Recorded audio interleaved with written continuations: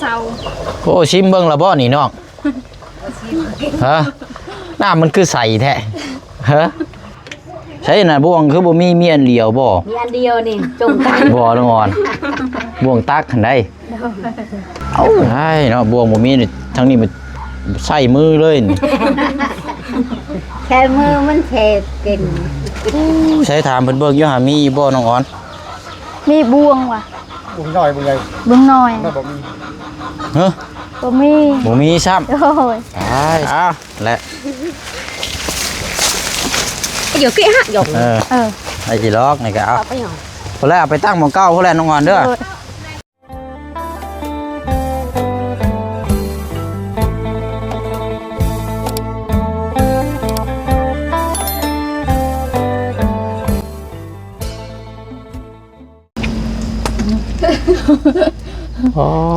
เก่งนะไม่พูดดีๆนี่เนาะ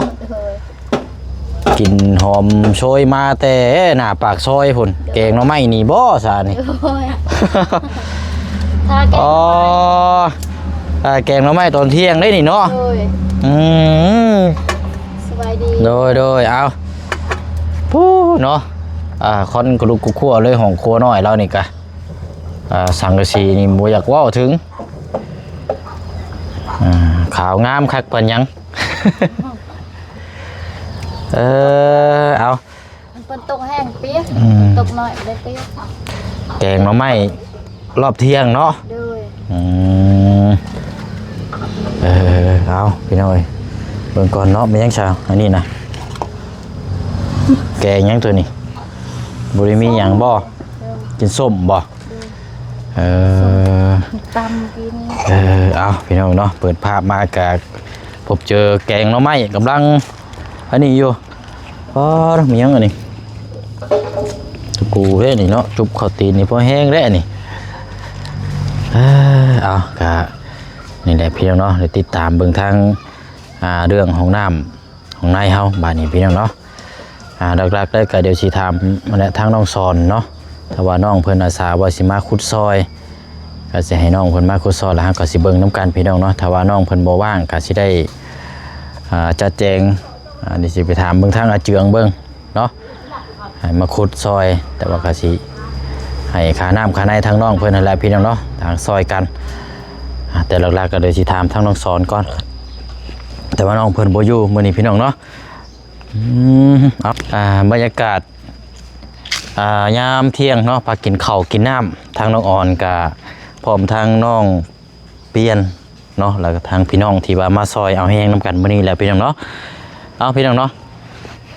เอากราบทักทายสบายดีและสวัสดีพ่อแม่พี่น้องเบิดสุขสุคนเด้อพี่น้องเนาะพบเจอกันอีกคือเก่าคือเดิมเนาะเอามื้อนี้ก็ทางครอบครัวน้องอ่อนน้องพี่น้องเนาะก็ได้รับข่าวดีจากทางแม่แก้วกับทางเจนอีกมื้อนี้กับพี่น้องเนาะทางกับแม่เพิ่นก็ได้ฝากเงินมาให้ทางบ่เชียงนี่ซื้อแนวอยู่เนื้อกินคือเก่าแหละพี่น้องเนาะเป็นอาหารข้าวสารอาหารแห้งเนาะอยู่ในรถท้ายรถนี่แหละพี่น้องเดี๋ยวจังสิมาเอาแล้วก็ไปมอบให้เราเนาะพี่น้องเนาะซอยกันเนาะ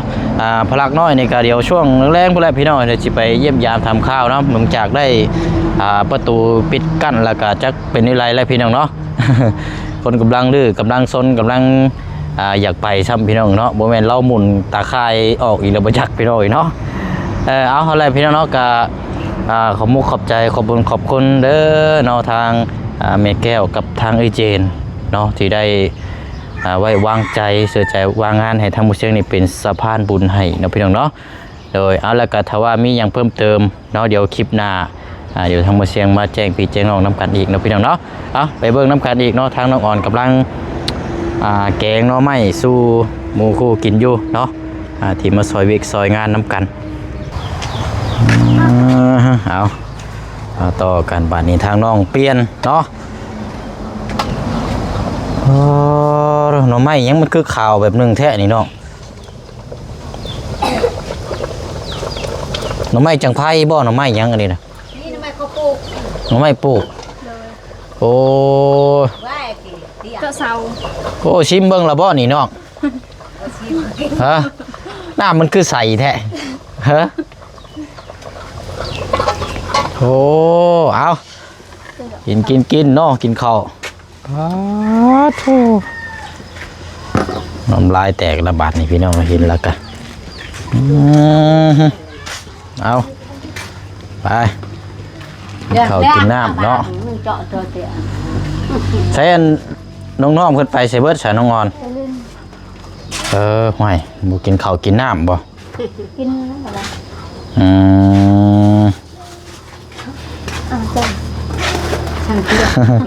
เอากินมายับขึ้นไปรถเนาะแต่ว่าอ้ายกินมาได้ไรกินมาเรียบร้อยแล้วท้องยังเปยอยู่นี่เนาะเป็นยังไงเข้มบ่แซ่บใส่เกลือจางลืมใส่เป็นนัวใส่แล้วแบบยังมาตึกว้ายเอาออกเกลือใช่อีกโอ้ใส่ลายแล้วเข้มอีกแล้วยุ่งอีกแล้วฮะคือเตียงที่ไปจะอุดดาวมีเงียบน้ำมัน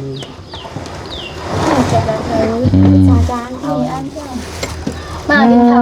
วเอาเนาะมาเดินกินข้าวทำกันเด้อเอาเนาะกินข้าวแซ่บๆเนาะทางน้องอ่อนแล้วก็ทางน้องเปียนอันนี้น้องยังใช่ทางนี้ บ้านเดียวกันบ่เอาเฮือนอยู่ใช้เฮือนจนท่องติดเฮือนน้องได้โอ้ยับขึ้นไปเทิงบนบ่กินน้ำกันเอากินใช่น่ะบ่วงคือบ่มีอันเดียวบ่มีอันเดียวนี่จงกันบ่ละงอนบ่วงตักหันได้เอ้าสร้างว่าแท้บ้านนี่ใช่จัดสิบ่ได้ไปเอาจองพุ่นมาตักนะปูจอยมันยังอิ่มไว้บ่น้องไม่ตู้ไม่ตู้คือบ่กินน่ะล่ะเยอะจ้าอ่ะเยอะกินแล้วบ่ใช่มือบัง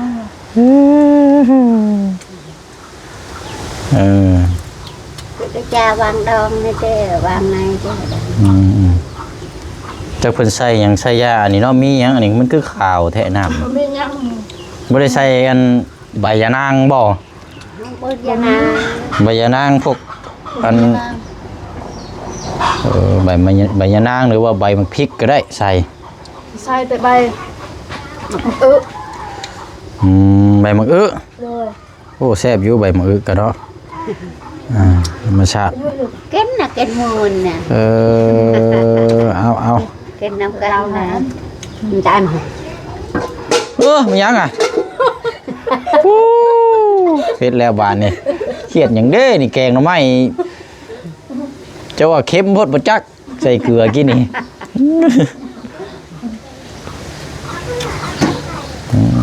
เนาะเอาตั้งก็วางไปหั่นเลยเวลากินข้าวกินน้ำเนี่ยพักจังน้อยก็แม่นไปเวียกอีกได้นี่เนาะใช่เนาะบวงบ่มีทั้งนี้มันใส่มือเลยแค่มือมันเทกินโอ้บวงมีอันเดียวติบวงเฮาไล่อยู่แต่เฮาเมื่อมันนั่นเฮาเมื่อแบบเฮาปบหัวค่ะแบบมือเฮาเหือนไม่แต่นึงนี่ล่ะเฮียว่า5ก็เห็นเฮียบวงหั่นใดอ๋อแต่อันก่อนหน้าคือตอนช่วงที่นี่ผัวนั่นเมื่อบ้านพุ่นนั่นกลับมาแล้วบ่มีบ่วงครับหน่อยไผขโมยเอาละบัดเราฮู้จักเด้ตายคักบาดนี่เนาะเฮาบ่ฮู้แล้วจักไผขึ้นมาเนาะหมดเขาเอาไม่จำมันไอ้เนาะใช้มือพี่น้องเอ้ยเฮ็ดอยู่ใดจำเป็นแล้วเนาะนี่แหละเพิ่นฮ้องว่าจำเป็น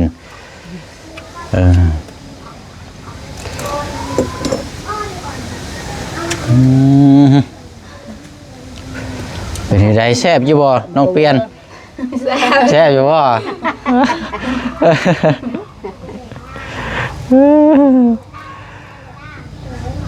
นั่นแหละจ้ะ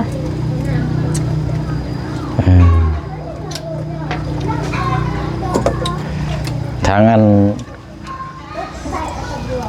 ใส่ก็3คนบ่ลูกเจ้าอีกเพิ่นไปลิ้นซำบ่อยู่ไสอ่ะนะ ไปถึง เออ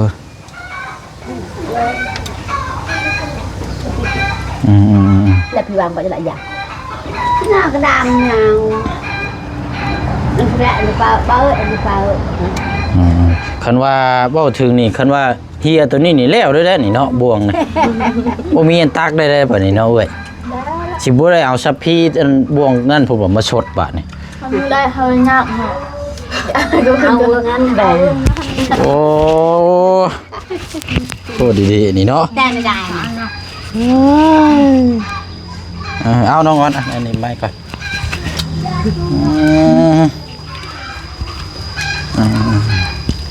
มันกับประหยัดแล้วมันก็นานเบิดเท่านั้นแหล้วแบบนี้เนาะมันบ่มีบ่วงตักตักถ้วยเดียวนี่กินจนลืมพุ่นแหละ จงกัน โยเฮ็ดนี่ได้ซะเนาะก็น่ากินอ๋อ4 5 6นาทีแล้วนี่ยังบ่เบิดยังบ่ทันได้ครึ่งถ้วยอยู่ ยังหอน เออ ใส่มือ กินบ่บ่ จาน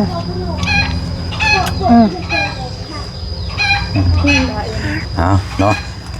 กระโตกนี่ก็โอ้คักเนาะนี่เป็นกระโตกวาย นี่ก็พวกเฮาจำแล้ว คักได้นี่ แบบโดยเฮาเมื่อกับเฮาไทยคืนเฮาขอไทยเด้อก ระโตกนี่ โดย เอ้าคือว่าไทยคืนแบบได้นะ แบบพวกเฮาไปขายเด้เฮาอยาก อ๋อกระโตกนี่บ่ โดย ผัวเจ้าเอาไปขาย โดยพว มาก ขายให้อยู่ใช้ หลับละ ขายในบ้านนี้คนในบ้านนี้ วันนี้เจ้าเอาเงินไปไทยเอาคืน โดย เท่าไหร่น่ะ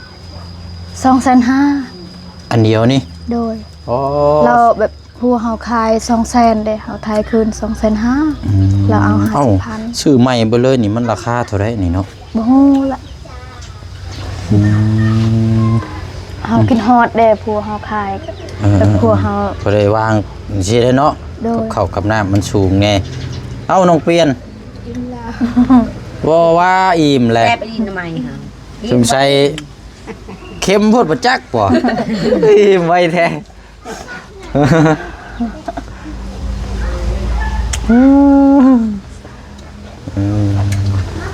โอเคฉันเนาะเอาเดี๋ยว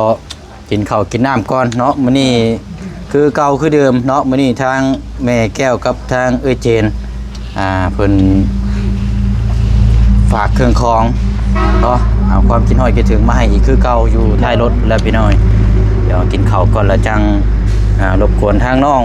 เปลี่ยนซอยกันได้ลูกเด้ออยู่ในรถพุ่นละ กินด้อยไม่อายบ่จักอันนี้บ่ บ่อาย เออ กินส้มก่อน อ๋อกินส้มก่อนแล้วจะมากินข้าว เด้อ โอ้มันก็แล้วแล้วมันส้มตัดเนี่ยเนาะ มากินข้าวบ่แซ่บเด้ ส้มตัดเกมพี่น้องว่าส้มตัดข้าวแล้วมันบ่แซ่บได้กินข้าวอิ่มก่อนแล้ว จ้ะ เอาโอเคเนาะเอากินข้าวกินน้ำก่อนแล้วจังเอาเครื่องของมานำกันเอาบาดนี้พี่น้องกินข้าวกินน้ำแล้วถ้วยบ่วงบัดมาบัดนี้เนาะคือบ่มาตอนกินบาดนี้โอ้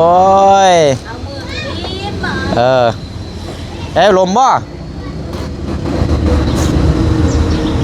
ปัดสายยางไปเบิ่งพุ่นก็ได้ไปเบิ่งบ่วงก่อนมีอยู่บ่ได้แล้วฮะจอดหันแล้วบอกแล้วจอดหันแล้ว หยุด ได้บ่ นี่เราจอดนี่ล่ะ ไปเบิ่งก่อนเข้าอะไรเนาะมันติดเสาไฟฟ้าพี่น้องกินข้าวแล้วบ่วงบัดมาเนาะ โอ้ย ใช้หล่นหลายอย่างเลยเนี่ยเดี๋ยวเพิ่นแก่นี่เนาะ เด้อ ใช้ถามเพิ่นเบิ่งอยู่หามีบ่น้องอ่อน มีบวงว่ะ บุญหน่อยบุญใหญ่ บวงน้อย ไม่บอกมี เฮ้อ บ่มี บ่มีซ้ำ โอ้ย ใช้อันบงแบบใดสามีแบบใดนะ มีแบบได้บวงแบบได้ มีแบบใหญ่ด้วย ใช้มาเบิ่งอยู่หา ตัวใหญ่สอน ใช้ บ้า อ๋อโตกับพี่ติยูโอ้ยเฮ็ดได้ซะนี่บ่มีซ้ำเนาะ เด้อ ยังลมแท้นี่ เพิ่นตัวทับลูกนะ บ่ซับเพลงบ่นะ บ่มี อูนี่เท่าไรอูนี่ 75บาท โอ้มมัดใส่ปีมขางกุ้งม่วงคักไปจักอันนี้เนาะ giờ bưng tới ầu ได้เนาะบ่วงบ่มีซ้ำเนาะ โดยเขามียา เฮ็ดได้ซะนี่เอาบ่เป็นหยังคันว่านั่นก็จังซื้อใหม่เนาะ โดย เอาบ่อูนี่น้องอ่อนมีอยู่บ่ในเฮือนเจ้า เมนนึง มีหนึ่งบ่เอาอีกบ่ไปให้ลูกนอนเด็ด ให้ก็เอาอ่ะถึงยับ เอ้า เฮ้เอาใส่อันจับให้อันนี่ 3 คนดู สองอันรุดเท่าไหร่ น้องอันเอาเชิญเช่า โอเคเอามาสองอันเลยข่อยก็สิเอาอันหนึง ตัวใดก็ได้บ่ สีใดก็ได้เอาข่อยสีนี้ก็ได้นี่สีมันยังงงๆเลยโอ้คักเลยนี่ปานแฮอันนี้เนาะปานแฮบ้านเข้าอันนี้นี่เอาเนาะน้องเปลี่ยนเอาบ่ล่ะอยู่เพื่อนเจ้ามีอันนั้นบ่มีอยู่บ่เอาซะโอเคอันนี้ก็ได้พี่น้องแสนหนึงซะไปยังลูกพี่ นี่ลูกทึนนะใช่ไหม โอ้ยลูกทึนยังอ่ะซะเราว่าสิซื้อบ่วงให้ละบ่มีพี่น้องมีแต่บ่วงสับพีนี่บักใหญ่นี่ไปตักเบิดหม้อพอดีแล้วนี่ tao này biết biết buồn ผมพูดเลยมันดองมันงานเลยใช่ phải เอาโอเคไปเนาะมันคือขาดแท้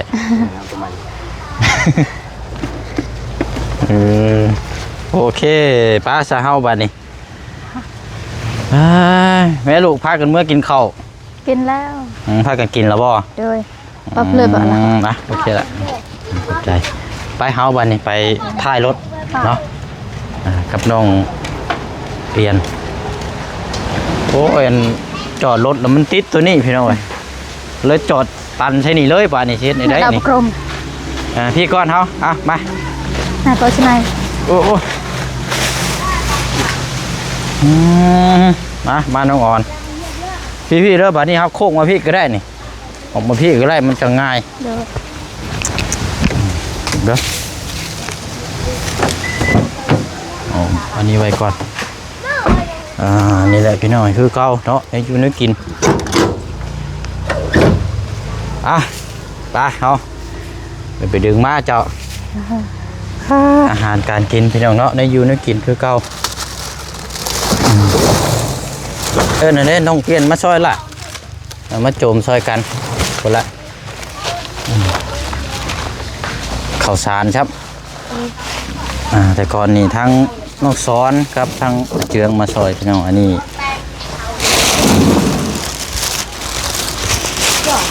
ข้าวเจ้าครับอันนี้กระเมนดึงมาพี่ขึ้นไปรถน้องอ่อนเจ้าขึ้นไปเทิงรถไปเอาไปเลี้ยงไว้เตียงเพื่อแล้วล่ะไปเลี้ยงไว้เตียงมองปุ๊บ ดาวกรมมันน่ะ mà cái dòng này เอาไปเว้ยไปรถ mà được đừng đầu về นี่น้องอ่อนมากล้วยนี่เอาลงรถนี่เอาไว้ให้เด็กน้อย กล้วย มากล้วยนี่เอาลงรถลงไปให้ลูกเจ้าแหละเด็กน้อยมากินมันจังอันนี้โอเคไปเอาตัวนี้ไปเห็นได้บัดสิโจมคนละครึ่งได้บัดนี่เนาะรบกวนเจ้าหน่อยได้บัดนี่เด้อเดี๋ยวรอก่อนก็ได้ดึงตัวนี้มาก่อน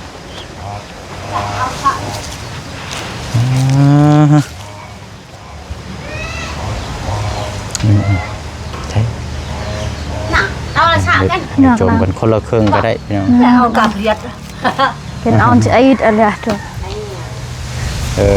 มาเฮาบาดนี่ เอากระชากได้จัง นับไปได้พี่น้อง50 โลพุ่นพี่โจมพี่แล้วก็โค้งมาพี่ก็ได้พี่เข้าไปพี่มันจังบ่นั่นหรือว่า เรียบ พุ่นเลยบ่ nè mình đâu nó lại sọ nè ไปโจมมาละคนละครึ่ง เรื่องมันเอาสะแน่ ไผ โอเค ให้ละซอย บ่นะโจมแต่โจมเฮานี่ก็ได้อยู่ดอกไปโจมคนละครึ่งเลยมั้ย ป้าเจอ ได้อยู่ดอก ป้า เอา อ้าวไว้ย่อม น้องเปลี่ยนนี่แบกก็จะว่าไล่บ่จักอ้าวและ อยู่kia ha dục ไอ้สิล็อกนี่ก็เอา ไปหน่อย พอแล้วเอาไปตั้งหม้อเก่าพอแล้วน้องอ่อนเด้อยับแม่ผู้เฒ่านะบอกแม่ ป้าด้านใน จู้ยับหมดเด้อ เช่นกี่อย่าง เอา ใน พี่ถึงว่าพี่ก็ได้เอายับออกก่อนก็ได้ตู้ล็อกไปก่อนให้มีตู้ล็อกออกไปก่อนมีตู้เอาไปคุณไปก่อนเจ้า เมื่อจะลูก โดยเอาดึงเข้ามาพี่วันนี้นะ เราจะได้เทียบเบาในเกลือเนี่ยนะคะดู โอเคอันตัดมามุมนี้จ้ะโอ้เนาะโอ้สุกเลยอันนี้เนาะป้าไว้ในรถนั่นลบไปลบมาลายมือลายลืมเบิ่งจนสุกลืมหมดลงเอาอันนี้ข้าวเจ้าวะนี่เล็กน้อยลูกเจ้าแล้วมากินข้าวเจ้าลาย แต่ว่าซื้อมาถุงนึงข้าวเหนียวน้ำมันแหละตัวนี้ต้องเฮ็ดกินเลยเด้อนี่เด้อลูกชิ้นนี่ซื้อเอามาให้ลูกชิ้นกับมันยังก็ตัวนึงนะตัวนึงแดงนะตัวนี้ใส่กรอกเวลาจูพายแล้วก็ให้กระเจ้าย่างหรือว่าสิทอดก็ได้เด้อนี่แหละโอ้ยลืมเนาะลืมปลาแดกขาดปลาแดกพี่น้องเอ้ยโอ้ยเอาอันนี้เป็นไข่นี่เอา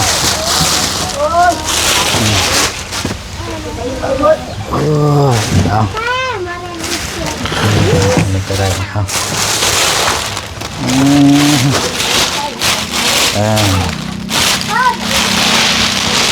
โอเคบัดเอานั่งรถมาแล้วเจ้าบันโอ้เนาะยับเข้ามาพี่ลูกยับเข้ามาใกล้ๆแม่พี่เอาไปไหนสักปีเราก็คนนี้นะได้ละปีบ่เด้อแป๊บเดียวเลยเนาะเอาน้องเปลี่ยนอันไอ้รบกวนเนี่ยจับอันนี้ให้ไอ้เนี่ยโอเคอันนี้ก็ได้ประมาณนี้แหละเด้อโอเค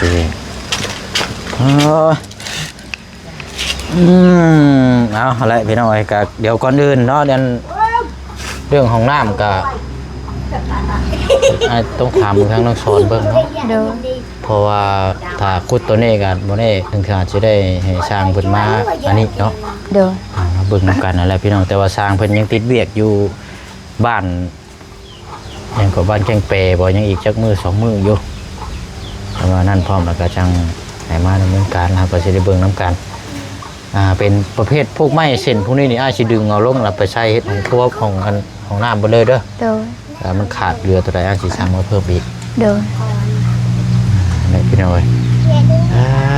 เอาอันนี้เอาปะไว้บ่ได้แล้วนี่ต้องเฮ็ดกินเด้อบ่ว่าเฮือนเจ้าบ่มีตู้เย็น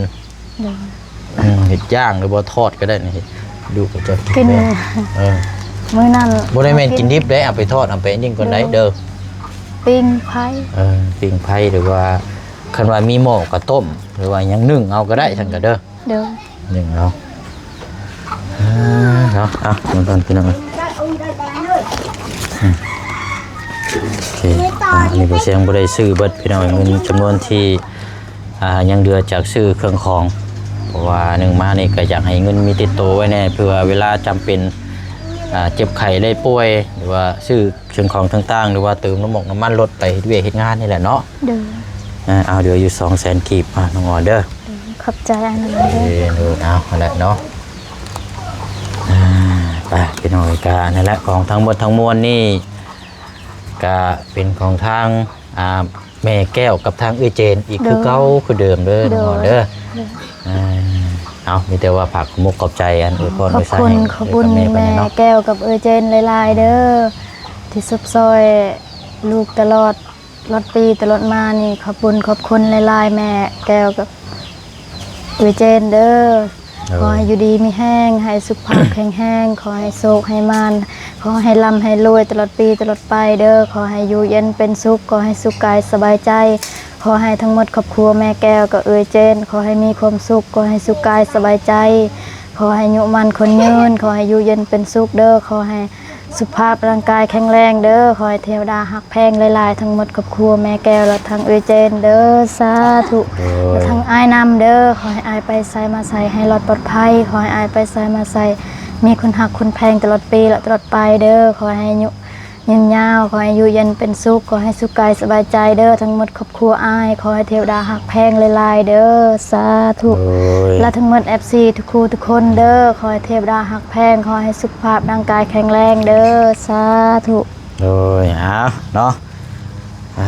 และพี่น้อยก็ขอบมุกขอบใจทั้งเอ้ยกับแม่เพิ่นได้หลายเนาะที่